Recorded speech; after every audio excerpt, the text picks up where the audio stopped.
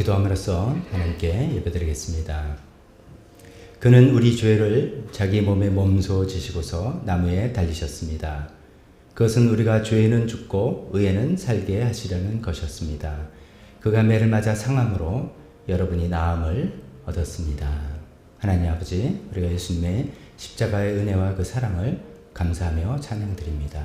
하나님께서 아들을 내어주셔서 우리를 예수님을 대신하여서 예수님을 우리 대신 죽게 하셔서 우리를 용서하시고 우리 어하여 주셔서 하나님께 감사드립니다. 하나님 아버지, 이런 하나님께 감사드리는 찬양과 경배를 이 시간에 저희 드리기 위해서 다 같이 모였습니다. 하나님, 오늘 이 시간에 주님께만 초점 맞추며 집중하며 하나님을 만나는, 또 하나님 우리를 만나주시는 귀한 시간 되게 도와주시옵소서.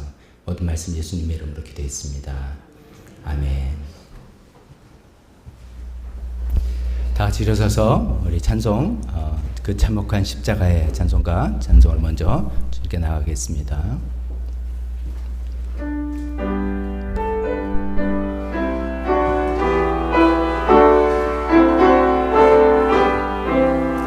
그 참혹한 십자가에 주 달려 흘린 피 샘물같이 흘러서 죄 씻어주시네. 값없어도 다 나와서 내 죄를 고하며 흰 눈보다 더 희도록 참성결 얻으리. 나 믿노라, 나 믿노라, 그 보혈 공로를 흠없어도 피 흘리사 날 구원하셨네. 저 흉악한 경강도는 제 죄를 깨달아 죄 없으신 주 예수를 구주로 믿었네. 내 지은 죄 흉악하나 주 예수 믿으면 용서받은 강도같이 곧 구원받으리. 나 믿노라, 나 믿노라, 그 보혈 공로를 흠없어도 피 흘리사 날 구원하셨네.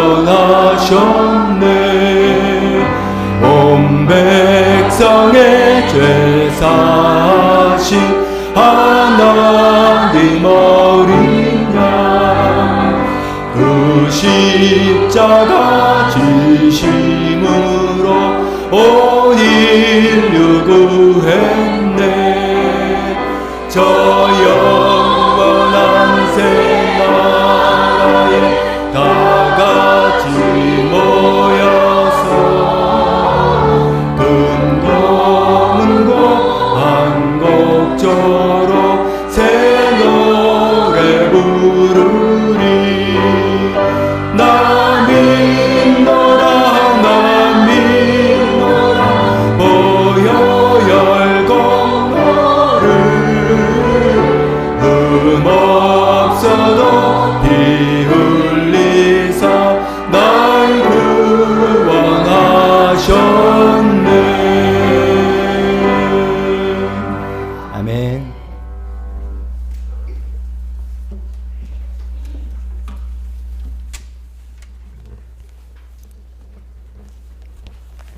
우리 요즘 계속해서 그 기독교의 기본 진리라는 책자를 통해서 예수님이 어떤 분이신지 우리 쭉 살펴봤고, 그다음에 우리의 실상이 어떤지를 살펴보고 있는 중입니다. 우리 죄의 성격에 대해서도 살펴봤고, 우리 원죄라는 것도 살펴봤고, 우리 지난주에 죄의 결과가 얼마나 심각한 것인지 이런 걸 살펴보았습니다.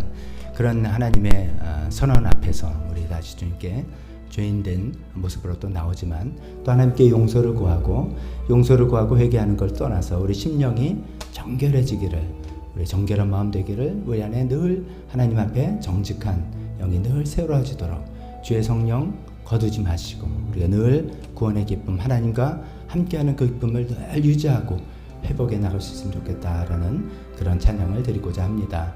잘 아신 대로 시편 51편에 다윗의 그 참회 시를 바탕으로 만든 곡이죠. 우리 여러 차례 불렀으니까 잘 아실 테니까 우리 마음을 이 찬송에 다 담아서 이 시간에 하나님께 그렇게 간절히 고백하는 시간 되었으면 좋겠습니다.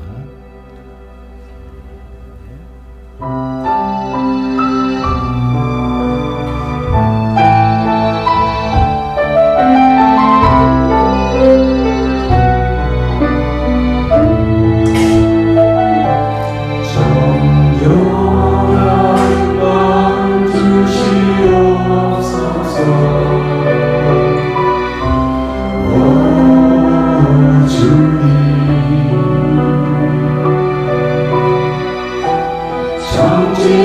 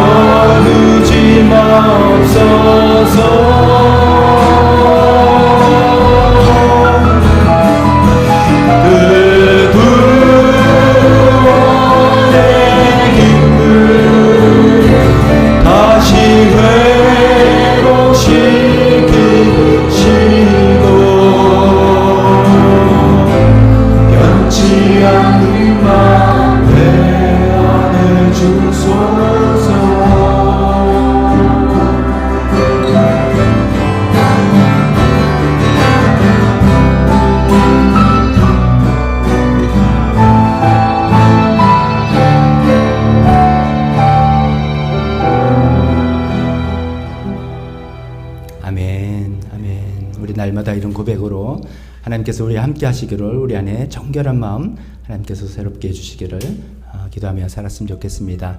마지막 찬송으로 좀 분위기를 바꿔서 밝은 찬송으로 마지막 찬송하겠습니다. 해 뜨는 데부터 해 지는 데까지 주 이름 찬양 받으시고, 하나님은 우리를 지키시는 자고 우리를 도우시는 자, 눈을 들어 그 하나님을 바라보는 마음, 우리 밝은 찬송으로 또 박수도 하면서 마지막 찬송해 보겠습니다.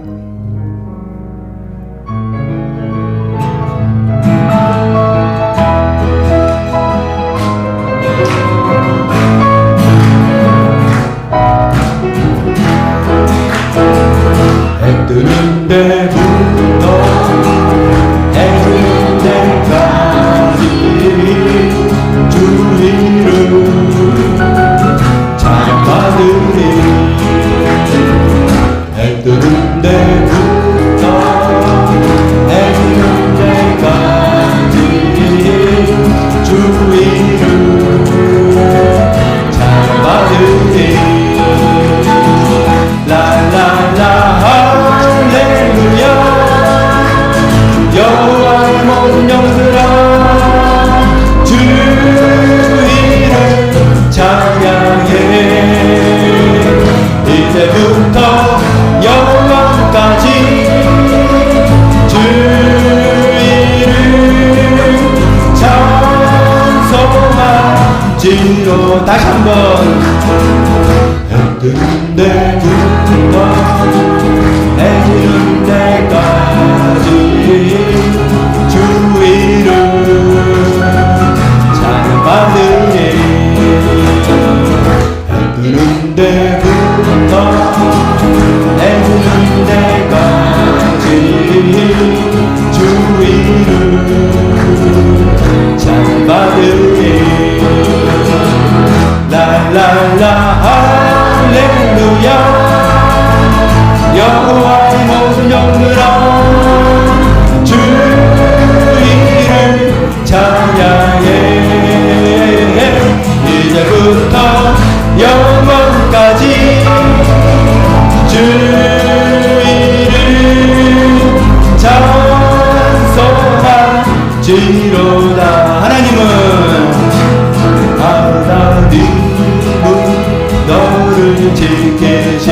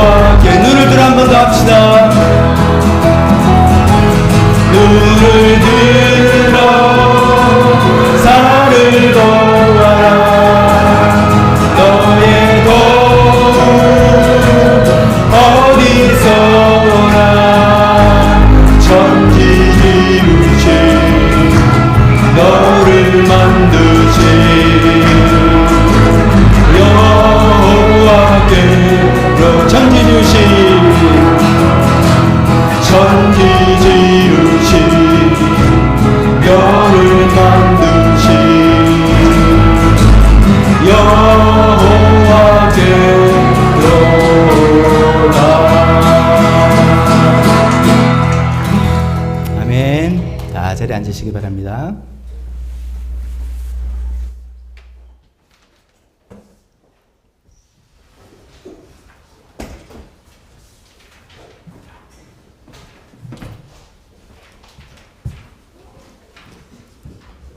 그렇지 않아도 힘든데 두 곡 메들리로 박수치기 힘드시죠? 처음에는 치다가 좀 이렇게 힘이 좀 딸려가시는 것 같은데 우리 또 활력을 되찾으시면 좋겠습니다. 오늘도 하나님께 예배 들어오신 모든 분들 주님의 이름으로 다 환영합니다. 우리 주보를 보면서 교회 소식 나누도록 하겠습니다. 오늘 조일랜드 저희 코너에서는 가족운동이라면 이제 아이들만이 아니라 부모님, 가족이 다 같이 한다는 그런 뜻입니다. 예배드리고 오후에 저 양재 시민의 숲으로 이동해서 가족운동회 한다고 합니다. 그래서 이제 이렇게 옷차림도 좀 간편하게 입고 들어오셨고 아마 전부 다 이동할 것 같습니다. 오늘 좋은 날씨 가운데 즐거운 시간 다 되었으면 좋겠습니다. 특별기도에 우리 대학 입시와 진로를 위해서 기도하는 우리 자녀들 기도해 주시고 수능고사 11월 달로 이제 다가왔으니까 기도해 주시고 특히 우리 오세준 학생을 위해서 기도해야 되겠습니다. 피아노 이제 실기 시험을 봐야 되는데 좀 뜻밖의 사고로 다쳐가지고 무릎을 다쳐서 이제 페달을 밟을 수가 없게 된 것이죠. 그래서 실기 시험 수시로 보는 것들은 이번에 쉴 수가 없고 아직 1월달, 2월달에 정시 일정이 나오면 그때 할 텐데 참 너무나 놀랐고 가슴 아픈 일이지만 또 하나님이 여기서 선하게 또 인도하실 것을 우리가 또 바라고 하나님의 도우심을 위해서 수술 빨리 일정 잡혀서 수술하고 재활 빨리 하고 시험 보는데 아무런 어려움 없도록 여러분랑 합심으로 계속해서 기도해 주시길 부탁드립니다. 네팔 선교 계속해서 기도하고 나라와 북한을 위해서 우리 관심과 기도 계속해야 되겠습니다. 이 시간에 대표 기도로 또 헌금 시간으로 이어지겠습니다.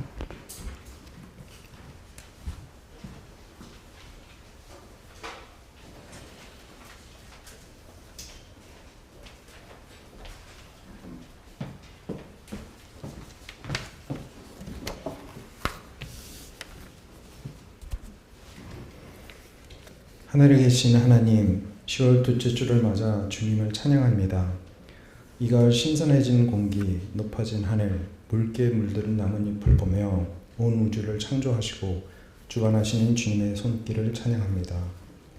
무더웠던 여름이 이제 다 지나가고 추수의 계절을 맞이합니다. 그동안 넉넉히 채워주신 주님의 은혜를 찬양합니다. 영혼을 일깨우는 시간을 주신 주님 감사합니다. 오늘 이 예배를 통해 우리의 마음을 주님의 임재 앞에서 다시 하나로 모아주시고 주님을 향한 찬양과 말씀과 회개와 결단을 통해 저의 믿음이 새로워집니다. 지난주 말씀을 통해 원죄에서 비롯하는 저희들의 죄책과 죄성을 인식합니다. 주님, 이 가을 나뭇잎이 떨어지며 나무들이 새로워지듯이 우리도 묵은 죄들을 떨구고 우리의 영이 다시금 새로워지게 하옵소서. 예수님을 배척하여 뿌리가 단절된 나무가 되지 않게 하옵시고 예수님을 영접하여 영원히 사는 나무가 되게 하옵소서. 지난주 말씀에서 파스칼의 인용문처럼 우리 안에 하나님의 형상에 따라 만들어진 빈 곳은 돈이나 쾌락이나 성공이 채울 수 없습니다. 그 어떤 피조물이 채울 수 없습니다. 오직 창조주이신 주님이 내주하실 때 우리는 만족하며 공허함이나 불안함에 빠지지 않을 수 있습니다. 금일 예배를 통해 우리 안에 꽉 차신 주님으로 인해 다가오는 한 주도 영적인 안식과 평화를 누리게 하옵소서. 교회 식구를 위해 기도합니다. 조이코노, 조일랜드, 제이드리머를 축복합니다. 금일 예배 후에 있을 조일랜드와 제이드리머 가족 운동회에도 함께 하셔서 기쁨과 나눔과 사랑이 빌드업되는 시간이 되게 하옵소서. 새롭게 시작하는 말씀의 삶과 미니 말씀의 삶을 위해 기도합니다. 매일 읽는 성경 말씀을 통해 주님과 날마다 교제하고 주님께서 새롭게 보여주시는 방향과 길을 찾는 기쁨에 적게 하옵소서. 말씀을 통해 하루를 시작하고 날마다 섬세해지고 커가는 하나님을 향한 감각으로 주님을 찬양하게 하옵소서. 이제 39일밖에 남지 않은 대입 수능을 위해 기도합니다. 입시를 준비 중인 강민석, 박시은, 신지우, 오세준, 이단우, 주윤이, 추선주를 기억하여 주시옵소서. 남은 기간 아프지 않게 하여 주시옵시며 남은 시간 지금까지 준비해온 것들을 잘 정리하여 미래를 보시는 주님께서 이들 각자에게 꼭 필요한 것으로 진약하게 하옵소서. 목장 사역을 위해 기도합니다. 목장을 통해 우리의 믿음이 자라고 주님 나라의 일꾼으로 성장하게 하옵소서.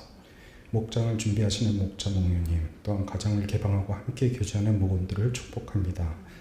사정이 여의치 못해 목장을 참석하지 못한 목원들, 또는 아직 목장의 마음이 없는 목원들과도 함께 하셔서 목장을 사랑하는 마음이 성장하도록 인도하여 주시옵소서. 교회 재정을 위해 기도합니다. 금리 인상으로 교회 건축 상환금 부담이 적지 않습니다. 부디 빠른 시간 안에 전쟁을 종식시켜 주셔서 에너지와 곡물 가격이 인하되고 연준이 금리를 내리는 시간이 빨리 다가오게 하옵소서. 네팔 선교를 위해 기도합니다. 시티 미션 교회와 도단위 교회를 위해 기도합니다. 라진 목사님을 늘 영적으로 채워주시옵시고 비카스 형제님의 신학교 공부에 지혜를 다하여 주시옵소서. 그 교회의 선교와 사역으로 메마른 네팔이 영적으로 일어나게 하옵소서. 하늘꿈학교와 북한을 위해 기도합니다. 탈북자를 위한 하늘꿈학교를 통해 더 많은 영적 지도자들이 이 땅에 양성될 수 있게 해주시옵소서. 또한 북한의 지혜 교회를 보호하여 주셔서 북한 땅에도 자유와 평화 뿌리를 내려 교회를 중심으로 한 번도가 통일을 이룰 수 있게 하옵소서. 금일 예배를 위해 기도합니다. 기독교 기본 진리 8번 말씀을 전하시는 박 목사님과 성령 하나님이 함께하여 주시옵시고 목사님을 통해 전해지는 말씀이 저희 영혼을 다시금 자라게 하옵소서. 예배의 시종을 주님께 의탁하고 이 모든 말씀 우리 주 예수 그리스도 이름으로 기도합니다.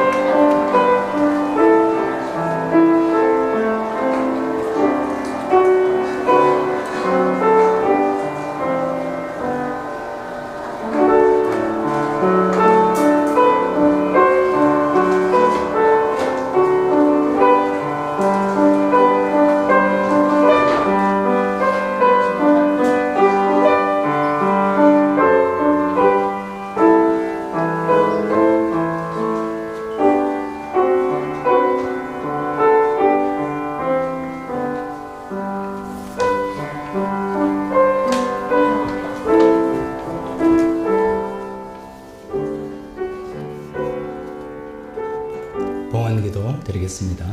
하나님 아버지, 오늘도 주님께 나올 때 빈손으로 나오지 아니하고 우리 마음과 우리 사랑과 하나님에 대한 신뢰를 고백하는 표현으로 이 물질을 들고 나왔습니다. 하나님, 사실 하나님께 드린다고 하지만 모든 것이 하나님의 주신 공급해 주신 거고 하나님의 은혜임을 다시 한번 고백합니다. 하나님 물질에 축복하셔서 이 물질을 통해서 하나님 나라 또 우리 교회 필요한 것들을 채워주시옵소서. 하나님께 주님께 즐겨 바치는 손길, 하나님께서는 기쁘게 바치는 사람을 받으신다고 하셨사오니 축복하셔서 영육간에 필요한 것들로 가득가득 채워주시옵소서. 예수님의 이름으로 기도했습니다. 아멘. 설교 시간입니다. 다 같이 일어서서 우리 설교 본문 말씀 같이 읽도록 하겠습니다. 주보 안에 있는 본문 말씀, 우리 오늘 본문을 네 군데를 정했습니다. 먼저 고린도후서 5장 있는 말씀 먼저 같이 읽겠습니다. 시작. 하나님께서는 그리스도를 내세우셔서 우리를 자기와 화해하게 하시고 또 우리에게 화해의 직분을 맡겨주셨습니다. 곧 하나님께서 사람들의 죄과를 따지지 않으시고 화해의 말씀을 우리에게 맡겨주심으로써 세상을 그리스도 안에서 자기와 화해하게 하신 것입니다. 마태복음 16장 시작. 그때부터 예수께서는 자기가 반드시 예루살렘에 올라가야 하며 장로들과 대제사장들과 율법학자들에게 많은 고난을 받고 죽임을 당해야 하며 사흘째 되는 날에 살아나야 한다는 것을 제자들에게 밝히기 시작하셨다. 히브리서 말씀 시작. 이와 같이 그리스도께서도 많은 사람의 죄를 짊어지시려고 단 한 번 자기 몸을 제물로 바치셨고. 고린도후서 시작. 하나님이 죄를 알지도 못하신 이를 우리를 대신하여 죄로 삼으신 것은 우리로 하여금 그 안에 하나님의 의가 되게 하려 하심이라. 아멘. 설교에서 잠깐 기도하겠습니다. 하나님 아버지, 계속해서 우리가 이 귀한 책자를 통해서 하나님 말씀이 정리한 것들을 살펴보고 있는 중입니다. 예수님은 어떤 분이신지 우리가 살펴보았습니다. 또 우리의 현실은 또 무엇인지 살펴보았습니다. 이제는 예수님께서 우리 위해서 무엇을 하셨는지를 살펴보려고 합니다. 하나님, 성령님께서 이 시간에 저희 각자 마음에 역사하시고 활동하셔서 하나님 지식으로 먼저 잘 이해할 수 있게 도와주시고, 지식에 의해서 끝나는 것이 아니라 우리 삶이 바뀌는 우리의 진리가 될 수 있게 도와주셨길 원합니다. 하나님께서 말씀하실 때 우리는 듣고 끝나지 아니하고 하나님께서 바라시는 올바른 반응을 하는 우리 모두가 되게 도와주시옵소서. 예수님의 이름으로 기도했습니다. 아멘. 자리에 앉으시기 바랍니다. 저희가 계속 이제 존 스타트 목사님이란 분이 쓰신 기독교 기본 진리라는 책자를 통해서 성경의 가장 기본적이고 핵심적인 내용들을 쭉 살펴보고 있는 중입니다. 오늘은 이제 여덟 번째 시간이 되었습니다. 이게 이제 쭉 시리즈로 진행되기 때문에 혹시 못 들으신 분들은 교회 홈페이지나 그 유튜브 채널 통해서 그 전의 내용들을 좀 한 번씩 좀 짬을 내셔서 들으시면 더 이해가 훨씬 더 좋을 것 같습니다. 지난주에 우리가 죄가 대체 왜 이렇게 심각한가, 죄의 결과에 대해서 죄의 결과 뭔가 라는 것에서 세 가지로 살펴보았습니다. 그 첫 번째는 하나님으로부터 단절이 된다. 그것을 성경에서는 죽음이라고 표현하더라. 근데 이게 죽음이 그냥 육체의 죽음 그것만이 아니라 자신의 영의 죽음을 먼저 이야기하는 것이었다. 이것을 우리 실제로 삶을 느낄 때는 모든 일이 잘 되고 평안하다가도 우리의 정말 공허함이 우리를 찾아오기도 하고 불안함이 찾아오는 것들이 그런 증거이기도 하다. 그런 말씀을 드렸습니다. 죄의 두 번째 결과는 자기에게 속박이 되어서 우리가 죄의 종이 되더라 라는 말씀을 살펴봤습니다. 내가 죄를 짓는 거라고 생각했지만 주도권이 내가 있는 게 아니라 죄가 나를 이끌어가는 그런 어쩔 수 없는 그런 모습들을 우리가 종종 발견하는 것이 바로 그런 것이라고 말씀드렸습니다. 세 번째 죄의 결과는 다른 사람들과 갈등이 일어나고 다툼이 일어나는 것들, 이런 것이라고 말씀드렸습니다. 죄의 결과를 이렇게 세 가지 우리가 정리했다면, 죄를 우리가 이제 하나님께서 우리를 구원하셨다라고 할 때, 물론 이제 죽어서 천국 가는 것도 물론 구원이지만, 그런 죄의 결과로부터 우리를 이끌어내시는 게 구원이기 때문에 그 구원은 이 세 가지를 하나하나 해결해 나가시는 것이 되겠죠. 그래서 그걸 또 이제 그 결과와 빗대서 살펴보면 이런 것이죠. 첫 번째, 하나님으로부터 단절된 그 관계를 회복하는 것이 구원이시죠.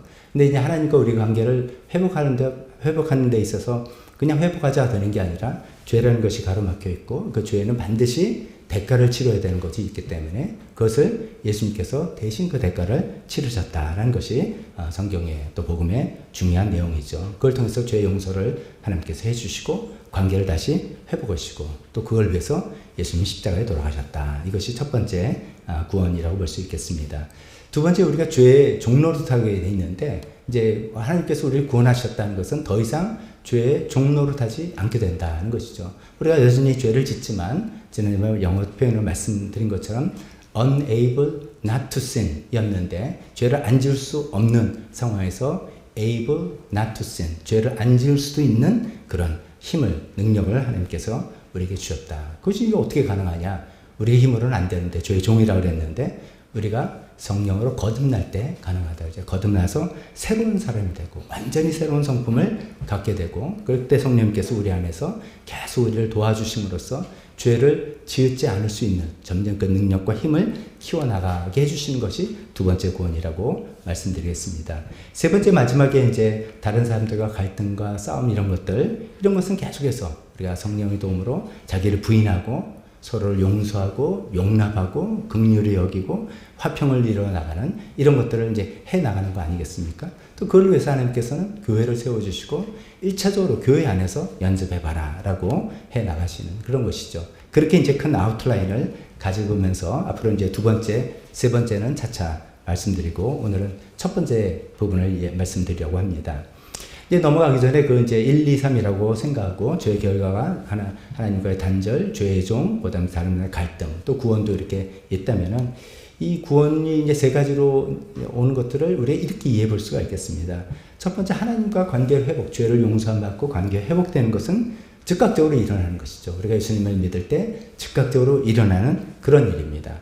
근데 두 번째, 세 번째, 죄의 종으로부터 자유함을 받고 다른 사람들과 갈등 관계에서 평화를 누려 나가는 것들은 어쩌면 서서히, 즉각적으로 내가 어느 날 딱 죄의 종이 더 이상 아니야 이렇게 안 되잖아요. 서서히 진행되는 그런 것이라고 우리가 경험할 수 있겠습니다. 그래서 이제 그것을 성경 말씀을 잘 이해해서 이렇게 표현합니다. 하나님과 관계가 회복이 된 것을 받은 구원, 과거형으로, 과거에 그런 일이 일어났다. 그래서 받은 구원 혹은 영의 구원 이렇게 표현하기도 하고요. 두 번째, 죄의 종에서 벗어나고 사람들과 관계를 회복하는 것을 받는 구원, 현재형으로, 더 정확히는 현재 진행형으로 계속해서 우리가 우리 마음과 생각과 의지가 습관이 바뀌어 나가고 가치관이 바뀌어 나가면서 이루어져 나가는, 빌립보서 2장의 말씀처럼 두렵고 떨리는 마음으로 너의 구원을 이루어가라는 그런 내용으로 우리가 이해하시면 좋겠습니다. 오늘은 이제 첫 번째, 하나님과 관계가 회복이 된 것에 대해서 말씀을 나누려고 합니다. 근데 오늘 제목을 제가 이렇게 잡았습니다. 책에는 예수님의 구원 이렇게 써 있는데 우리 좀 더 이해하기 좋게 해서 왜 십자가인가 이렇게 저는 오늘 설교 제목을 잡아봤습니다. 왜냐하면 우리가 교회에 오면 딱 교회의 상징이 딱 십자가이잖아요. 그래서 이제 거기에 대해서부터 이것이 왜 그런가, 어떤 의미를 갖고 있는가 이렇게 설명을 해보려고 합니다. 기독교뿐만 아니라 모든 종교나 이데올로기는 자기네의 어떤 신념을 특징을 짓는 어떤 가시적인 상징물들을 사용합니다. 나치의 어떤 그 상징물들을 우리가 다 기억하죠. 그거와 비슷한 게 이제 불교의 만자죠. 불교 만자 이렇게 써 있는 그런 건데, 불교가 왜 그런 만자를 쓸까? 이게 이제 석가모니, 이걸 이제 그렇다 하더랍니다. 석가모니 가슴에 나타난, 이제 설명에 의해서 저도 찾아보고 말씀드린 겁니다. 석가모니 가슴에 나타난 길상, 아주 길하고 좋은 상서로운 조짐, 이런 거죠. 길상이 이제 만자가 쓰여져 있었다 그래요. 그래서 이게 부처의 공덕, 윤회, 성덕의 상징이다. 그래서 이제 불교에서는 그 만자를 이렇게 불교의 상징으로 쓰고 있습니다. 우리 기독교 상징은 당연히 뒤에 있는 십자가이죠. 십자가가 이제 기독교 상징인데 그 십자가가 의미하는 바를 우리가 정확히 오늘 이해하면서 또 살펴보자는 것이 취지입니다. 좀 쉽게 이제 이야기하기 위해서 우리 가끔 이제 성당이나 천주교원에 가보면 성당에서 세우는 또 천주교인들이 들고 있는 십자가와 우리의 십자가 좀 다른 거 여러분들 차이를 아실 겁니다. 천주교에서 그 사용한 십자가는 거기 예수님의 고난받는 상이 달려 있죠. 그래서 그분들이 이제 그거를 표현해서 십자고상이라고 합니다. 고난받는 상. 십자고상, 그렇게 정확히 말하면 그렇게 말씀할 수 있습니다. 천주교에서는 이제 십자가에 못 박힌 예수님을 더 강조하고, 그래서 예수님의 고난을 통해서 우리가 구원을 받았다는 것을 더 이제 부각시키려는 그 취지라고 생각합니다. 거기 위해서 이제 개신교는 밋밋하죠. 예수님 상 없고 그냥 딱 십자가만 있습니다. 개신교에서는 왜 그런가 하면 개신교에서는 그 예수님이 죽으신 걸로 끝난 게 아니라 부활하셨고 부활로 구원을 이루셨다라고 해서 우리는 부활을 조금 더 강조해서 그 예수님 상이 거기는 없는 거죠. 그래서 천주교 십자가, 개신교 십자가 조금 같은 의미지만 좀 다른 초점을 두고 있다라고 우리가 이해할 수 있습니다. 저는 개인적으로 다 이제 크게 말하면 다 기독교이니까 그 안에서 서로의 강조점을 다 서로 존중했으면 좋겠다. 그리고 서로 좀 이렇게 보완했으면 좋겠다는 생각도 있습니다. 이제 특히나 이제 저도 이제 태어날 때부터 교회에서 자라고 교회 문화에 익숙하다 보니까 교회에서 쓰는 이제 십자가의 의미가 어느덧 잘못하면 예수님의 고난을 우리가 잊어버리는 경우가 참 많습니다. 십자가 아름답게 장식하잖아요. 그 십자가 목걸이, 십자가 그림 이것도 아름답게 만드는데 우리가 초점을 두고 그것이 그냥 기독교의 상징이야. 기독교 교회는 당연히 십자가 있어야지 그래야지 이렇게 생각하다 보니까 실제로 그 안에 담긴 예수님의 처절한 고난, 오늘 우리가 첫 찬송도 그 참혹한 십자가에 주 달려 가실 때라고 했잖아요. 그것을 우리가 잊어버리기가 쉽습니다. 그래서 오히려 우리는, 개신교인 우리들은 십자고상의 의미, 십자가에서 고통을 당하시는, 고난 당하신 예수님의 그 의미를 잊지 않으려고 더 애를 써야 될 필요가 있을지도 모르겠습니다. 십자가가 기독교의 상징물이 되었다고 하는데, 그래서 이제 너무나 우리가 익숙한데요. 사실은 곰곰이 생각해보면, 십자가는 기독교의 상징물이 되긴 정말 쉽지 않은 그런 조건을, 그렇지 않은 거였어요. 왜냐면, 그건 끔찍한 사형 도구였잖아요. 마치 우리가 어떤 종교를 기리기 위해서, 교수의 때를, 이게 우리 종교다. 하는 것처럼, 이상하다. 할 거 아니에요? 그런 것처럼 십자가 처음부터 기독교를 상징하는 상징물은 아니었어요. 오히려 초창기에는 여러분들 아시죠? 물고기 그림, 그렇죠? 그거는 ictus라고 하는 라틴어로 사실 뜻은 이제 그 예수 그리스도 하나님의 아들 구세주라는 곳에 이제 앞자만 따서 하니까 그게 물고기 뜻이 되고 그걸 사관해서 서로 핍박받는 시절에 내가 크리스찬이라는 것을 서로 알리기 위해서 암호처럼 물고기 그림을 긋거나 물고기 표시를 할 때 예수 믿는 사람이구나 이렇게 하는 그런 표시였습니다. 그렇게도 이제 쓰기도 했고 또 성경에서 기독교에서 말하는 많은 좋은 아름다운 가치들 있잖아요. 사랑, 평화 뭐 그런 걸 상징해서 비둘기를 할 수도 있었고 올리브나무를 할 수도 있고 여러 가지 있었는데 왜 결국 십자가가 됐느냐 이것이죠. 사형형들, 끔찍한 사형형들 일반적으로 생각할 때는 그거는 좀 사람들이 별로 안 좋아할 거야. 이렇게 해서 좀 보편적으로 사람들이 다가가기 좋은 다른 상징물들도 있었을 텐데 왜 결국 십자가가 기독교의 상징물이 됐을까? 이것을 우리가 생각해 보려고 합니다. 결론을 먼저 말씀드리면 이렇습니다. 십자가는 하나님께서 하신 가장 위대한 일이고 또 십자가는 인간에게 주어진 가장 큰 은혜를 상정하고 보여주는 것이기 때문입니다. 그래서 이제 우리가 구약 성경서부터 십자가 이런 표현은 없지만 십자가의 그 암시와 그 정신이 처음부터 만면히 흐르고 있는 것들을 볼 수 있습니다.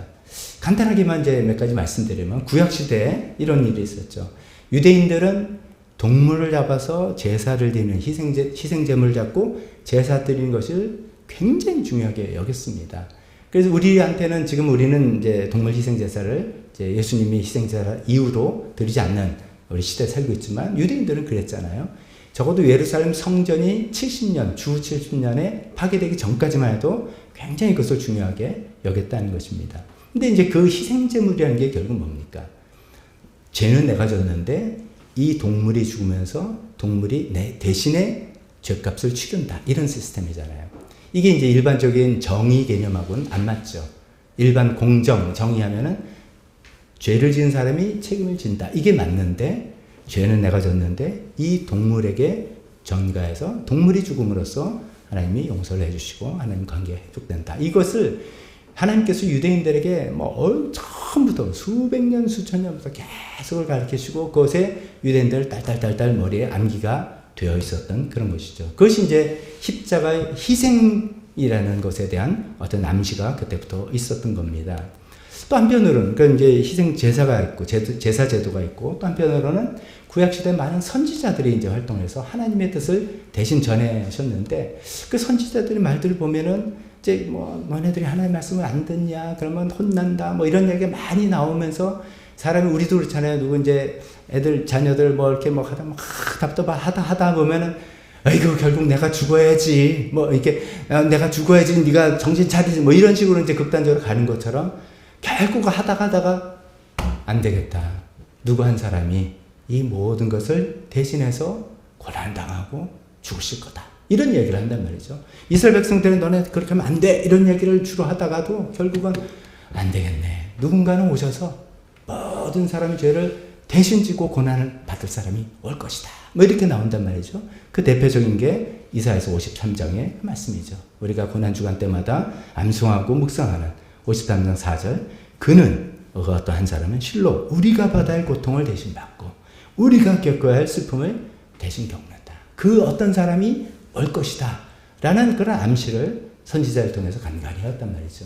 한쪽으로는 제사 제도를 통해서 동물을 통해서 대신해서 죽음을 당함을 통해서 우리가 용서를 받고 관계가 회복되는 그런 것을 가시적으로 보여주시고 한편으로는 선지자 예언을 통해서 간간히 그런 얘기를 해주시는 그런 것들이 의미를 잘 몰랐지만 나중에 예수님이 십자가를 겪고 난다면 이런 것이 다 준비 과정이었구나 라고 이렇게 알 수 있게 된 것입니다. 자, 그렇게 구약시대 때부터 우리가 준비 과정이 있어요. 십자가에 대한 이해의 준비 과정이 있었다면 신약시대에 들어와서, 즉 예수님 오신다면 이것이 더 본격적으로 나타나기 시작합니다. 오늘 저희가 읽었던 두 번째 본문, 마가복음 16장, 그 본문은 우리가 그냥 예수님께서 자기의 고난받을 것을 예언하시는, 앞으로 미리 예견해서 말씀하신 거다, 이렇게 이야기하는데, 그 예수님의 그 강조, 어조를 우리가 눈여겨봐야 됩니다. 거기에 이제 별로 있을 필요가 없을 단어가 하나 들어가요. 그때부터 예수께서는 자기가 예루살렘에 올라가야 하며 이렇게 하면 되는데, 무슨 단어가 들어갑니까? 반드시 라는 단어가 들어갑니다. 이거는 이제 영어나 원어의 표현에 의하면은 must 라는 단어입니다. 예수님, 나는 앞으로 내가 고난을 당할 거야 라고 이야기하시는 게 아닙니다. 예수님, 나는 고난을 당해야만 된다. 나는 죽임을 당해야만 된다 라고 이야기하는 거예요. 그래서 중간에 많은 고난을 받고 죽임을 당해야만 된다라고 이야기하는 그런 이야기십니다. 그래서 뭐냐면 예수님께서는 이 땅에 오셔서 어떤 이제 본인의 사명 아니면 본인의 운명, 좀 다르죠. 사명은 내가 할 일이고 운명은 나에게 결국은 일어날 일, 운명이라고 한다면 예수님은 자신의 사명과 자신의 운명이 십자가에서 죽는 거라는 것을 분명히 알고 계셨어요. 그냥 내 사람들 도와주러 왔고 좋은 이야기 해주고 이게 아니라 결국은 나는 십자가에서 죽는 것, 반드시 그런 죽음을 당해야 된다라는 것이 자신의 사명이고 그것이 자기 운명이라는 것을 알고 계셨다는 그런 표현입니다. 예수님이 이제 복음서에 여러분들 이제 요새 이제 기존 버전을 하신 분들은 마태복음을 읽으시고 미니 버전은 마가복음 제가 선정했습니다. 분량 때문에 이렇게 했습니다만 거기 보면 예수님이 이제 성경을 읽다 보면 예수님이 늘 아직 내 때가 아니다. 뭐 이런 얘기를 많이 해요. 이제 막 인기가 있으니까 이번에 한번 출마합시다. 뭐 이렇게 하면 내 때가 아니다. 뭐 자꾸만 내 때가 아니라 그러시더니 예수님 마지막 때쯤 가서는 아버지 때가 왔습니다. 라고 이야기한단 말이죠. 요한복음 17장에 그런 얘기인데 언젠가 이제 그 다음날 체포돼서 십자가에 달려 돌아가실 때가 오자 예수님께서는 드디어 내 때가 왔다. 그 뭡니까?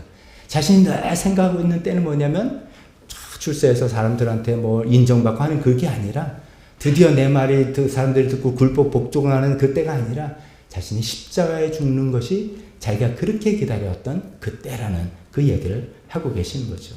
십자가는 예수님의 사명이자 예수님의 운명이었다는 말씀을 하는 것입니다. 이 예수님의 그런 어떻게 보면 굉장히 독특한 삶이라고 볼 수가 있겠죠.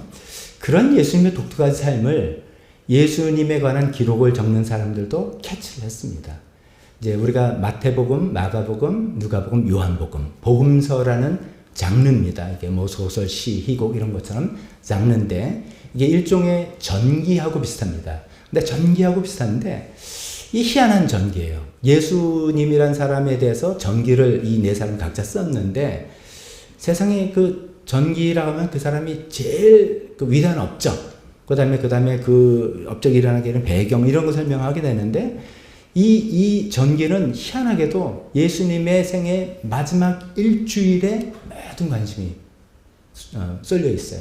그래서 분량도 예수님이 적어도 이제 33년을 사셨다라고 알고 있는데 중간 거 필요 없죠. 12살 때 잠깐 이야기 나오고 뭐 20대 몰라, 10대 청소년 때 뭐 몰라, 뭐 사춘기 뭐 했는지 중2병을 앓으셨는지 몰라, 그거 전혀 관심 없고 주요 관심이 마지막 일주일, 공생에 3년 했다는데 3년 중에서도 마지막 일주일에 모든 관심을 쏟아둔 거예요. 그 마지막 일주일이 뭐냐면 예루살렘에 들어오자마자 이제 예수님은 죽기 위해서, 십자가에 달리기 위해서, 아까 말씀했는데 그때가 와서 돌기 위해서 그것을 통해서 일주일을 지내시고 돌아가셨던 그 일주일이라는 것이죠.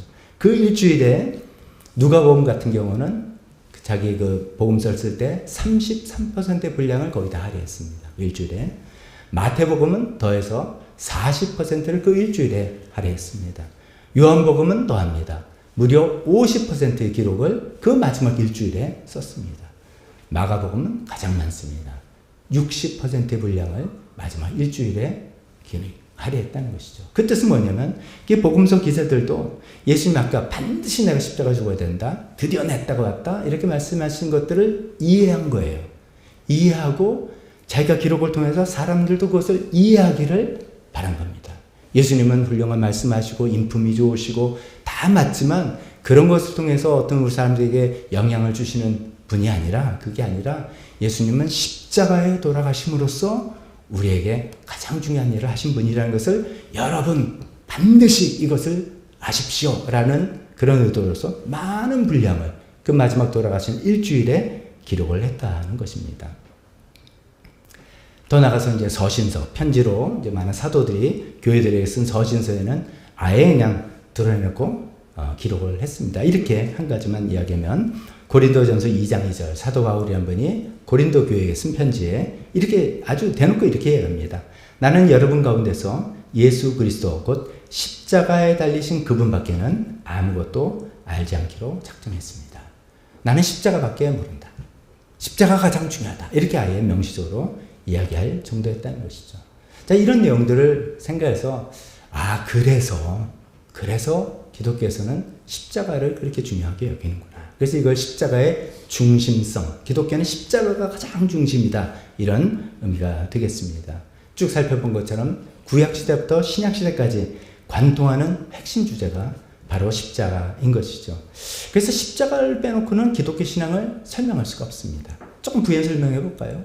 우리가 기독교 신앙, 교회 다니는 사람들이 대체 뭐를 믿고 뭘 하는 사람들이야? 그때 이거 뭐 그래도 열심히 사는 사람들이야. 그것도 말이 돼요. 그 다음에 그 교회 다니는 사람들은 그 성경도 읽고 거기에 관련 서적도 읽고 그래도 좀 고상한 지식들을 좀 추구하는 사람들이야. 그것도 말이 돼요. 또 기독교 교회 다니는 사람들은 남들은 되게 잘해주더라고. 그래서 섬김, 뭐 희생, 봉사 이런 것들 많이 하는 거 그것도 맞는 거예요. 근데 그것은 나중에 일이에요. 기독교 신앙은 요체는 핵심은 뭐냐면 우리는 불가능한 죄인들이다. 내가 내 이 죄의 문제를 해결할 수 있는 가능성이 나한테는 없다. 그래서 예수님이란 분이 내 죄를 대신해서 죽으심을 통해서 하나님의 관계를 다시 맺어주는 그 외에는 나에게 다른 가능성이 없다라는 것을 인정하고 받아들이는 사람들의 신앙입니다. 그 후에, 그래서 하나님 관계가 회복된 후에 열심히 또 살아가고 깊은 지식도 추구하고 희생과 봉사도 하면서 우리가 남들 보기에는 교회 다니는 사람들이 어떤 그 모습이 나오는 건데 그 출발의 핵심은 그것이 나로는 가능하지 않다. 나는 죄인이다. 라는 것을 하나님 앞에 죄인이라는 뜻입니다. 우리가 사람들 앞에 나쁜 놈, 이상한 놈 뜻이 아니라 그건 추가적인 거고 하나님 앞에 나는 죄인이기 때문에 그것을 할 수 있는 능력이 나한테는 애초에 없다라는 것을 인정하고 그래서 예수님의 십자가 없이는 나는 불가능하다라고 고백하는 것이 기독교의 신앙의 핵심이라는 말씀입니다. 그렇기 때문에 우리가 십자가를 기독교의 상징으로 삼는 겁니다. 다른 여러 가지 상징을 좋은 것도 있을 수 있지만 그것이 기독교 신앙의 공통적인 핵심이기 때문에 십자가가 기독교의 상징물이 됐다고 말씀드릴 수 있습니다. 자, 그렇다면은 간간히 이미 여러 차례 나왔지만 십자가 의미가 뭔데 그러냐라는 것을 좀 말씀드려 보겠습니다. 제가 한 2주 전인가요? 원죄에 대해서 말씀드렸습니다. 원죄를 통해서 온 인류의 대표자라는 아담의 한 사람 죄로 인해서 죄의 책임이죠. 그래서 너는 죄인이 됐다라는 죄책과 죄성, 내가 죄를 지을 수밖에 없는 성품 이런 것이 나한테 전가되었다. 나한테 그냥 물려받게 됐다. 뒤집어쓰게 됐다. 이렇게 말씀드렸습니다. 근데 이것이 내 책임이 아닌데 왜 저 사람 잘못으로 나한테 이렇게 전가될까? 억울하다. 이렇게 생각을 할 수 있겠지만 우리에게 전가된 것은 원죄의 죄책과 죄성뿐만이 아니라 예수님의 십자가의 은혜도 나에게 전가된다는 그 기쁜 소식이 있다라는 말씀을 드렸습니다. 오늘은 그것이 무엇이 나한테 전가되었는가 이런 것들을 살펴보는 시간입니다. 십자가의 의미는 사실은 굉장히 다양할 수 있지만 오늘 딱 두 가지로 요약해서 말씀을 드리겠습니다. 십자가의 의미 첫 번째는 여러 차례 반복해서 여러분 귀에 이제 못이 박히기도 했습니다만 죄를 대신함입니다. 십자가다 그러면 죄를 대신해서 날 위해서 죽으셨다. 이런 이야기가 첫 번째 의미가 되겠습니다. 구약성경은 어떻게 보면은 예수님의 아까 말씀드린 십자가의 의미를 설명하기 위해서 많은 밑그림을 그려놓고 있는 책이기도 합니다. 구약에 이제 여러 가지 제도와 규례와 이런 것들이 있는데 그 중에 이제 속죄일이라는 날이 있습니다. 속죄일. 그래서 이제 개개인이 잘못했을 때 개개인이 하나님께 가서 제사를 드리면서 용서를 받고 관계를 회복하는데, 이 속죄일은 어쩌면 국경일이에요. 모든 이스라엘 전체의 죄를 우리 한꺼번에 대표로 해서 속죄함을 받자라고 하는 그런 날입니다. 이 속죄일에 이제 하나님 이제 어떻게 하라고 가르쳐 주셨냐면은 순염소 2마리를 택해라. 여기서 이제 그 성경 시대 염소나 양이나 뭐 큰 차이가 없습니다. 그게 그거라고 생각하면 됩니다. 근데 순염소 2마리를 취해서 한 마리는 이제 성전에서 잡아서 죽여서 희생 제사를 드리고 그러면 끝나는 거 아닌데, 그 두 번째 이 마리가 굉장히 특별한 행동을 하라는 것입니다. 그 두 번째 순염소 머리 위에 대제사장이 두 손을 얹고, 왜 두 손을 얹냐? 우리가 보통 이제 안수한다는데 뭔가가 전달되는 느낌이잖아요. 그래서 뭐 하나님의 능력이 어떤 안수자를 통해서 전달되고 뭐 이런 거 기대하는 것처럼 안수를 해서 뭘 하냐면, 이스라엘이 저지른 온갖 악행과 온갖 반역행위와 온갖 죄를 자백하면서 그 모든 죄를 그 순염소에게 전가시키는 거죠. 순염소 머리에 뒤집어 씌운다는 거죠.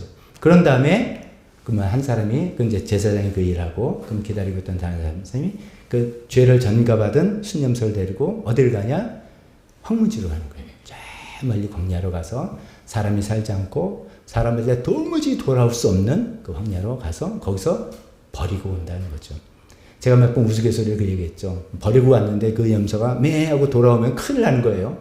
우리가 여기서 제사 드려서 우리 죄가 속죄 받았다 라고 생각하고서 그 상징적으로 버리고 왔는데 얘가 다시 돌아오면 용서받은 게 아니네 이렇게 되는 거죠. 그러니까 절대로 돌아올 수 없는 것에 뭐 산짐승에 뭐 들짐승에 잡혀먹을 멀리 가서 우리 죄가 정말로 멀리 사라졌다는 것을 보여주는 가시적인 어떤 장치인 것이죠.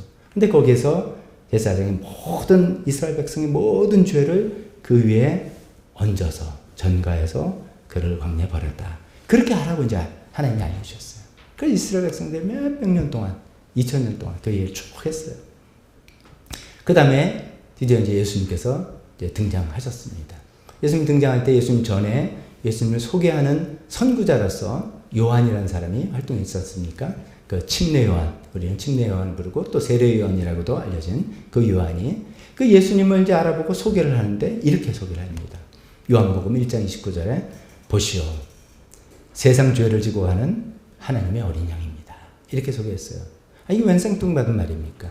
사람인데 하나님의 훌륭한 선지자입니다. 라든지 하나님의 일을 이루실 메시아입니다. 라든지 그렇게 이야기하는 게 어쩌면 합당할 것 같은데, 세상 죄를 지고 가는 하나님의 어린 양입니다. 이것은 우리가 좀 전에 읽은 속죄일의 그 성경 말씀, 그 행동을 아는 사람이 알아듣는 말입니다. 그때 요한이 하는 말은 그런 것이죠. 오래전에 하나님께서 우리 조상들에게 가르쳐서 속죄일에 하라고 했던 그 순염소를 기억하십니까? 우리 모든 온갖 이스라엘 자손의 온갖 죄를 짊어지고 황무지로 가서 결국 죽음으로 갔던 그 염소를 기억하십니까? 여기 그분이 왔다. 그래서 모든 세상 죄를 지고 죽음의 길로 가는 하나님의 어린 양으로서의 역할을 하신 그분이 왔다라고 설명을 하고 있는 것입니다.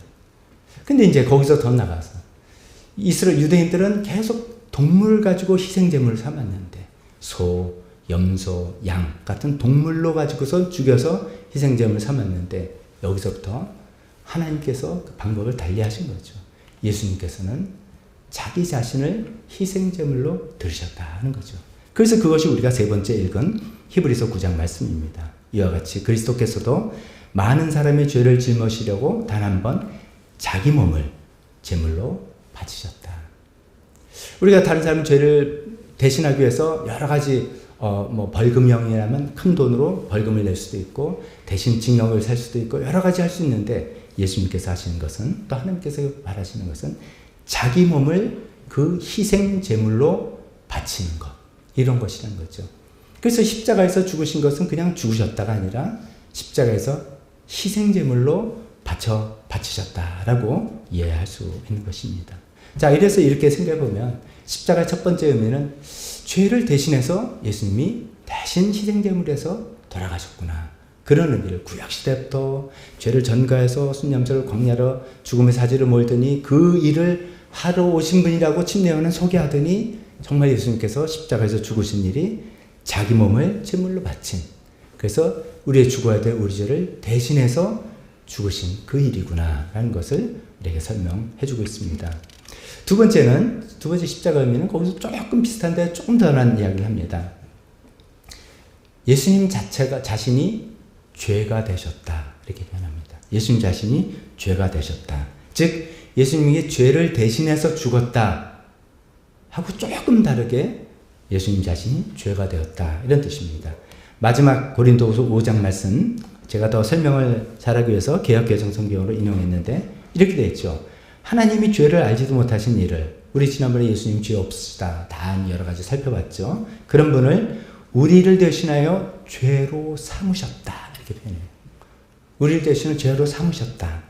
영어 성경 NIV 성경은 우리가 더 쉽게 이해할 수 있게 이렇게 됐습니다. God made him who had no sin. who had no sin. 신이 없는 분을 God made him to be sin. 죄로 만드셨다 라는 것입니다. 이게 무슨 뜻인가 이런 거 생각을 해보면 이렇습니다.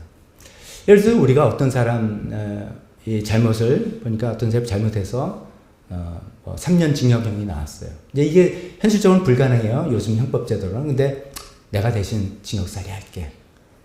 요즘 사법제도는 허락을 하지 않습니다만 이제 예를 들어서 그런다. 그럼 징역은 안 되지만 저 사람이 5천만 원 벌금형이 나왔다. 5천만 원 내야 되는데 그 내가 좀 내줄게. 이렇게 할 수 있잖아요.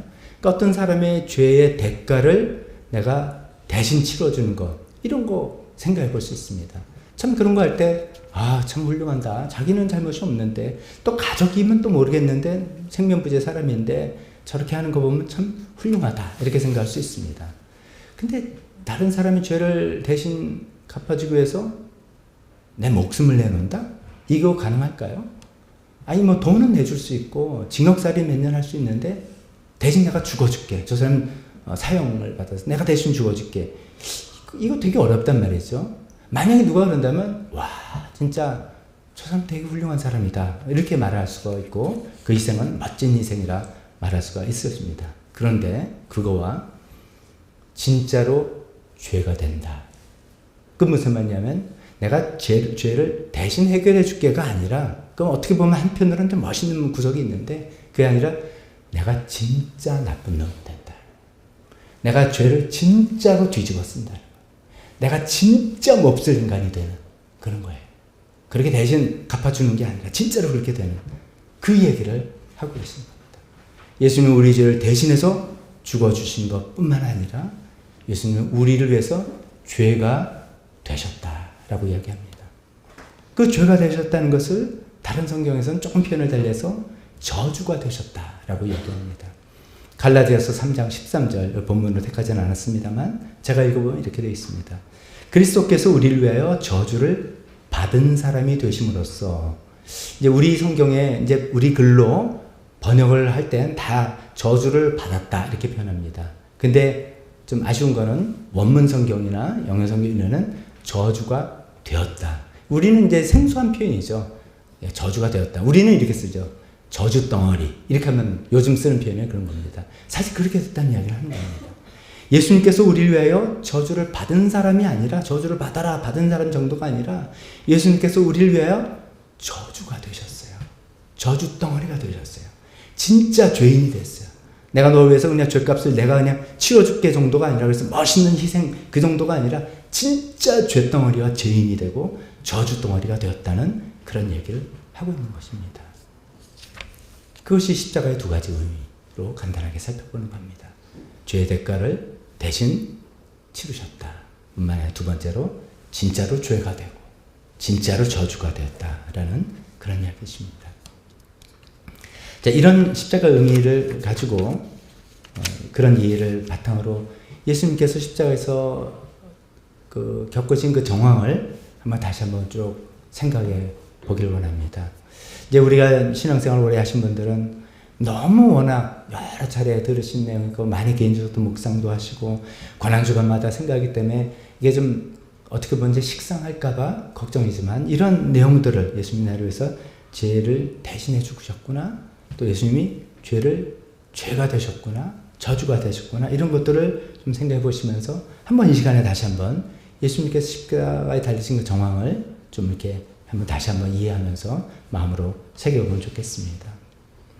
예수님께서 십자가 달리셨을 때 온 땅이 어두워졌다 그랬습니다. 온 땅이 어두워졌다. 그 이유는 예수님께서 그 죄를 다 담당하셨기 때문입니다. 예수님께서 모든 죄를 담당하실 뿐만 아니라 예수님 자신이 죄가 되셨기 때문입니다. 이 세상의 모든 죄라 할 때 우리의 모든 과거의 죄, 우리 모든 현재의 죄, 우리 모든 미래의 죄까지. 그건 우리가 참 머리로 이해하기는 되게 힘든 거죠. 그러나 예수님께서는 우리 한 사람 한 사람뿐만 아니라 거기 있는 유대 땅에 있는 사람뿐만 아니라 미래 우리 같은 사람이죠. 2000년으로부터는 미래에 있을 우리의 모든 죄까지도 모든 죄를 예수님께서 다 담당하시고 그 십자가에 매달려 있으신 거죠. 하나님께서는 그 죄를 보실 수가 없었습니다. 하나님은 거룩하신 분이라서 그 죄를 보실 수가 없어서 하나님께서 온 땅이 어두워지고 하나님께서 그 예수님을 외면하셨습니다. 사실 그것이 예수님한테는 가장 힘든 시간이었죠. 전에도 말씀드렸죠. 예수님께서 왜 십자가 달릴 때 두려워하셨는가? 영의 죽음, 하나님과 관계가 단절되는 영의 죽음 때문에 그랬다는 거죠. 예수님께서는 이렇게 표현하셨어요. 창세전부터 내가 하나님 아버지와 같이 있었다. 우리가 상상이 좀 안 되는 것이죠. 그리고 예수님께서 활동하실 때 나는 일거수일투족을 하나님과 상의하고 하나님께서 하라는 일만 한다. 그만큼 더 친밀하게 교제하는 그런 예수님입니다. 근데 그 예수님께서 지금 저와 여러분들의 모든 죄를, 온 세상의 죄를 다 지시고서 십자가 달리신 그때는 하나님께서 그 예수님을 보실 수가 없었다는 거죠. 그래서 온 땅이 어두워지고 하나님께서 외면하시고 하나님이 아무런 위로의 말이나 아무런 격려의 말씀이나 아무런 지원의 말씀이나 예를 들어서 아들아 조금만 참아라 뭐 이런 말 할 수 있잖아요. 내가 네 고통을 알고 있다 라고 할 수 있잖아요. 아무 말씀도 없이 잠잠하셨던 거예요. 그래서 예수님께서 이런 절규를 하신 거죠. 엘리 엘리 라마 사박다니, 아람어로 하신 말씀이죠. 그 뜻은 나의 하나님 어찌하여 나를 버리셨습니까? 정말로 하나님으로부터 버림받은 그 순간입니다. 우리 모든 죄를 다 담당하시고 우리 때문에 예수님 자신이 죄가 되신 이 때문에 하나님으로부터 버림받은 그런 순간인 것이죠. 달리 말하면 우리의 죄가 예수님을 지옥으로 보낸, 하나님 없는 곳, 지옥으로 보낸 그 순간이라고도 볼 수가 있겠습니다. 그런데 그 캄캄한 어둠 속에서 갑자기 승리의 외침이 울려 퍼졌습니다. 예수님께서 마지막으로 하신 말씀, 다 이루었다. 다 이루었다.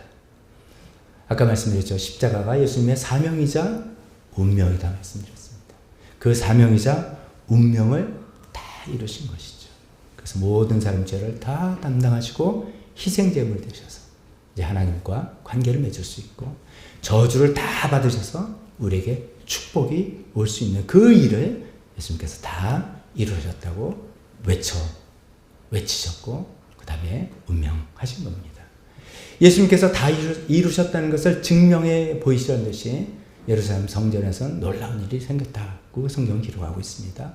지성소와 성소를 가로막는 두꺼운 그 휘장이 위에서부터 아래로, 즉 인간이 찢은 게 아니라 하나님의 역사라는 것을 위에서부터 아래로 쫙 갈라져서 더 이상은 이제 죄인은 하나님께 나갈 수 없다는 그 단절된 것이 없어졌다. 누구나 하나님께 나아갈 수 있다는, 누구나 천국길로 들어갈 수 있다는 것을 보여주는 그 놀라운 일이 일어났고 그것을 더욱더 입증한 사건이 3일 후에 있었던 부활의 사건인 것이죠. 그런 의미에서 예수님께서 십자가를 다 완성하셨습니다. 이것이 십자가의 의미이고 이것 때문에 십자가가 기독교에서 너무나 중요하고 가장 중요한 것이고 그러니까 우리가 예수님 믿는 기독교 신앙으로서 어떻게 행동을 올바르고 마음을 올바로 쓰는 것 너무나 귀하고 반드시 해야 됩니다. 사회를 어떤 책임을 지고 어떤 일을 기여하고 봉사하는 것 너무나 필요한 일입니다만 그 전에 우리 각자가 이런 은혜로 내가 하나님과 관계 회복된 십자가 없이 나는 불가능한 사람이라는 것을 인정하는 것이 가장 중요한 것이기 때문에 기독교에서는 십자가가 상징물이 되었다는 말씀을 드리고 싶습니다. 자, 마지막으로 한 말씀만 더 드리겠습니다. 그럼 거기서 끝인가? 용서받은 것은 끝인가? 이것을 조금 더 생각을 해보려고 합니다. 저는 이제 그 소제목을 용서에서 화해로라고 말씀드리고 싶습니다. 그 첫 번째 본문이 거기서 나오는 것입니다. 여러분, 우리가 이제 교회에서 용서에 대한 이야기 많이 하잖아요. 뭐 교회뿐만이 아닙니다. 우리가 요즘 세상에서 얼마나 이제 좋은 강의도 많이 들을 때 용서에 대한 이야기 많이 나오잖아요. 이제 그런 내용이나 이제 제가 설교한 내용이나 그런 내용들을 한번 이제 어떤 내용인가 생각해보면 이런 것이죠. 용서 뭐냐? 결국 나 자신을 위해서 하자. 저 사람이 나한테 사과 안 하는데 내가 어떻게 용서할 수 있냐? 그거 아니다. 용서는 그런 게 아니다. 용서는 사람이 잘못을 느끼든 안 느끼든 나한테 미안하다고 하든 안 하든 그건 상관없다. 내 마음에 피해를 받아서 괴로워하는 그 마음을 해소해야 된다. 그것이 또 크리스찬으로서는 하나님이 용서했기 때문에 용서해줘야 되는 의무이기도 하다. 뭐 그런 내용이죠. 또 용서는 화해하고는 다르다. 용서는 내가 그냥 개인적으로 하는 거고 화해는 두 사람이 쌍방으로 이루어지는 일인데 용서와 화해는 다른 거니까 책으로 보면 챕터가 다른 거니까 제가 그렇게 설명했죠. 그냥 화해가 두려워서 나 용서도 못하겠다. 그렇게 생각하지 말자. 용서는 일단 용서하는 걸 하나님께서 우리에게 명령하셨고 화해는 어떻게 보면 가능하거나 할 수 있거든 많은 사람들과 뭐 이렇게도 이야기했으니까 완전히 다른 거다. 이렇게 설명도 했습니다. 자, 그러면 이제 용서를 그렇게 이해해 보면서 한번 생각해 보세요. 하나님께서는 그러면 죄인을 그런 식으로 용서하셨나? 즉 하나님께서는 죄인을 용서만 하신 건가? 어떻게 생각하세요? 우리는 이제 그 용서 설교를 들으면서 어떻게 보면 아유 그래도 좀 다행이네. 화해까지 하는 건 아니고 그냥 아유 나를 위해서 하라니까 그것도 힘들어서 용서했습니다. 그래서 이제 파쇄식도 하고 막 하는데 하나님이 그런 의미에서 우리를 용서하셨다고 한 건가? 만약에 거기가 전부라면 하나님과 우리의 관계는 회복이 되지 않는 거죠. 우리가 인간 사이도 화해해야지 관계가 회복됐다고 하잖아요. 하나님은 우리가 일반적으로 거기서 이제 제가 말씀드리고 싶은 거는 우리가 일반적으로 하나님께서 우리 죄를 용서하셨다라고 표현하는데 그 용서란 뜻 안에는 하나님께서 우리 죄를 용서하셨을 뿐만 아니라 화해를 원하셨다. 화해의 손을 내미셨다까지 다 들어있는 것입니다. 마치 우리가 십자가 하지만 십자가 뜻 안에는 부활까지도 같이 곁들여서 우리가 그냥 이야기하기도 하는 거하고 비슷한 것입니다. 그 이야기가 하나님께서 우리를 용서하시고 화해의 손을 내미셨다라는 그 내용을 첫 번째 본문에 제가 담아 본 것입니다. 이렇게 되어 있습니다. 고린도후서 5장 18절에 하나님께서는 그리스도를 내세우셔서 표현을 참 재밌게 번역했어요. 그리스도를 통해서 그리스도로 말미암아 이런 것인데 새 번역은 그리스도께를 내세우셔서 마치 뭐 중재자 역할을 하듯이 아니면 그리스도 어떤 희생을 힘입어서 이렇게 하는 표현 같습니다. 그리스도를 내세우셔서 우리를 자기와 화해하게 하셨다. 이것이 얼마나 감사한지 몰라요. 하나님께서 우리처럼 그냥 용서하고 그래 나도 내 마음 괴롭고 싶지 않으니까 인간들 그냥 내가 용서하고 내 마음 나도 편하게 살래 하고 끝내신 게 아니냐는 거예요. 하나님께서는 우리를 용서하실 뿐만 아니라 우리를 화해하고 우리랑 다시 잘해보기를 원하십니다. 우리랑 옛날 관계를 다시 회복하기를 원하십니다. 다시 우리에게 주었던 그 지위와 그 자격을 돌려주시기를 원하시는 거예요. 그런데 우리가 잘 아시다시피 화해는 쌍방입니다. 하나님께서 일반적으로 화해할게 한다고 내가 딱 화해가 되는 게 아닙니다. 하나님께서 우리를 용서해 주시고 화해의 손길을 내미실 때 하나님의 이 손을 또 맞잡는 것은 우리의 역할입니다. 그래서 화해의 손을 내밀었다. 제가 이렇게 표현했습니다. 제일 끝에 세상을 그리스도 안에서 자기와 화해하게 하신 것이다. 하나님 바라시는 궁극적인 건 그런 거예요. 근데 여러분 우리 인간의 관계에서 많이 그런 거 있지 않습니까? 용서는 했지만 냉랭한 관계. 용서는 했지만 더 이상은 만나지는 않는 관계. 용서는 했지만 다시 잘해보고 싶지는 않은 관계. 많이 있습니다. 그러나 하나님의 용서는 용서하시고 화해하시고 우리 모든 지위와 자격을 다시 회복시켜 주시기를 원하는 그런 용서다 라는 것을 말씀드리고 싶습니다. 그 일이 십자가에서 이루어졌다는 것입니다. 그래서 하나님께서 우리를 예수 믿을 때 하나님의 자녀로 다시 삼아주시고, 용서받은 죄인으로 너는 구속에만 맨날 거기 있어라, 너는 옛날에 한번 찍히내니까 어디, 이렇게 아니라 용서해 주시고 화해하시고 자녀로 다시 세워주시고 하나님의 상속자로 삼으셔서 다시 우리가 하나님 위해서 하나님과 마음을 지내면서 살 수 있는 놀라운 그 회복의 메시지가 십자가 안에 있다는 것입니다. 관건은 우리의 반응입니다. 하나님의 용서와 화해의 손을 잡을 거냐 안 잡을 거냐, 아니면 하나님의 용서만 받고 나 혼자 살 것이냐, 아니면 용서받고 화해의 손까지 잡아서 나와 하나님이 다시 관계가 다 온전히 회복돼서 하나님께서 우리에게 주시는 놀라운 은혜와 축복을 누리면서 살 거냐 할 거냐, 이것은 우리의 선택에 달려있다고 봅니다. 말씀을 정리하겠습니다. 하나님은 죄의 심각한 결과를 하나하나 해결해 주셨습니다. 그 방법은 예수님의 십자가 희생을 통해서 그렇게 하셨습니다. 예수님께 십자가는 예수님이 우리 죄를 대신했다라는 것과 예수님께서 죄가 되시고 저주가 되셨다. 그래서 그 죽음으로 우리는 용서를 받고 하나님 거기서 더 나가서 우리를 화해하길 원하시고 그 손길을 내미셨습니다. 이제 우리 모두가 하나님의 손길을 잡고 하나님께 회개하고 그 손길 잡아서 자녀로 다시 회복이 되고 하나님 백성으로 다시 회복돼서 관계를 맺어가는 모두가 되시기를 주님의 이름으로 축원합니다. 우리 반주해 주실 때 오늘 우리에게 주신 말씀들 또 한 말씀이라도 한 표현이라도 한 단어라도 내 마음에 뭐 와닿다, 이해가 된다, 그럴듯하다 라고 생각한다면 성령님께서 여러분이 하신 말씀이라고 생각하면서 그걸 붙들고 고민하시고 생각하시고 기도하시고 그랬으면 좋겠습니다. 혹시나 설교 말씀 중에 설교 내용 중에 어떤 것이 거슬린다, 그것도 마치 성령님께서 여러분의 마음속에서 활동하시는 것입니다. 내가 그거 왜 그랬을까? 뭐가 이해가 안 될까? 뭐가 반응일까? 또 하나님께서 오늘 설교를 통해서 어떤 나에게 도전을 하십니다. 우리가 충분히 생각을 합니다. 하나님의 도전을 내가 받아들일 것인가? 또 외면할 것인가? 이런 시간이 우리가 기도하는 이 시간입니다. 기도하면서 한 시간 설교 끝에 반주와 함께 기도할 때 이런 여러 생각들을 기도로 하나님께 기도하면서 우리 입장을 주님께 말씀드리는 그런 시간 잠깐 갖도록 하겠습니다. 기도하겠습니다.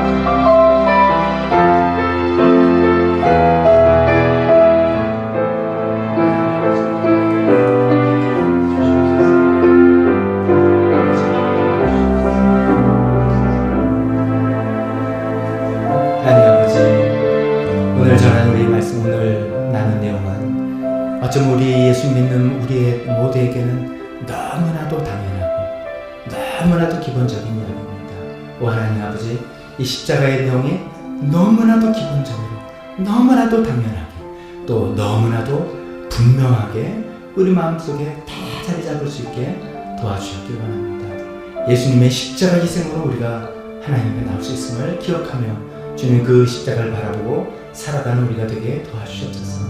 하나님 아버지, 그러나 또 어떤 분에게는 오늘 이 내용들이 좀 새롭게 들릴 수도 있고 좀 다르게 들릴 수도 있을 것입니다. 오 하나님 아버지, 성령님께서 그분들의 마음속에 역사하셔서 하나님 새로운 것들이 이해가 되게 도와주시고 관심이 생기게 도와주시고 궁극적인 것이 진리가 되게 도와주셔서 그 믿음으로 하나님의 백성이 되고 살아갈 수 있게 도와주셨기를 간절히 바라며 모든 말씀 예수님 이름으로 기도했습니다. 우리 시간에 다 같이 일어나서 헌신 찬송 부르면서 마치도록 하겠습니다. 헌신 찬송 가사는 주보 뒷면에 있습니다. 주님 한 분만으로 찬송입니다. 주님 한 분만으로 내 영혼 만족하는 다른 종류의 즐거움 날 채울 수 없네. 주님 한 분만으로 내 영혼 기뻐하네. 내 영혼 기뻐하는 세상이 주는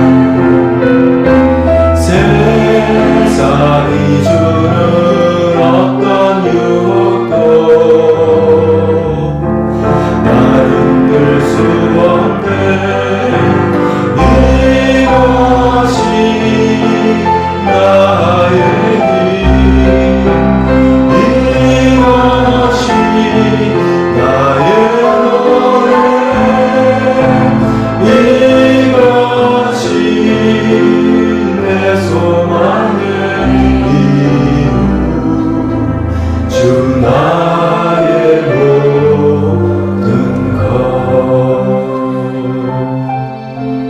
축복하겠습니다.